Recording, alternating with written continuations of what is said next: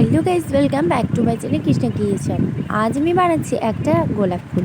তার জন্য দেখো, আমি ফ্রিজে ছিল আটা, ভাবছিলাম আটাটুকু ফেলে দেবো, মা বললো ফেলে দিতে। আমি বললাম না, এটা দিয়েও একটা কিছু বানানো যাবে।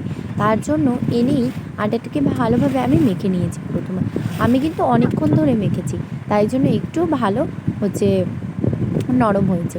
তো দেন তারপরে দেখো, এখানটায় কিন্তু আমি গোল গোল একটা করে নিয়েছি এবং গোল গোল করে ভালোভাবে একটা পাপড়ির শেপ দিয়ে নিয়েছি। তো তারপরে একটা প্রথমে রাউন্ড শেপের নিয়ে তার ওপরে পাপড়িগুলো এক এক করে জয়েন্ট করে দিয়েছি।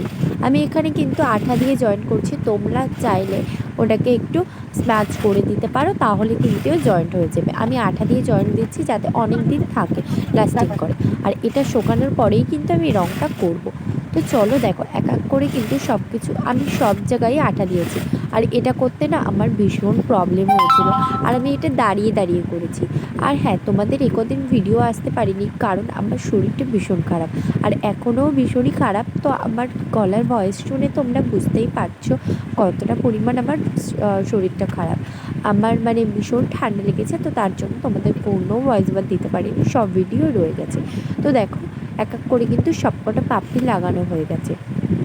তো এরপর দেখতেই পাবে যে পুরো ফাইনাল লুকটা কেমন এসছে। তো দেখো, এরকম টাইপের এসছে। একটু পাপড়িগুলো তোমরা না হাতের সাহায্যে একটু খুলে দেবে, আমিও খুলে দিয়েছিলাম।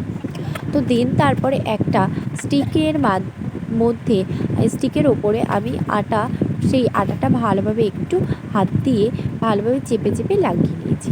আমি কিন্তু আঠা দিয়েছি, আর সেই জায়গাটায় পেছনে যেটুকু অংশ বাকি থাকে সেটুকু অংশে কিন্তু আমি সেই স্টিকটা লাগিয়ে দিয়েছি এবং আরেকটু আটা দিয়ে ভালোভাবে স্মাজ করে ভালোভাবে লাগিয়ে দিয়েছি।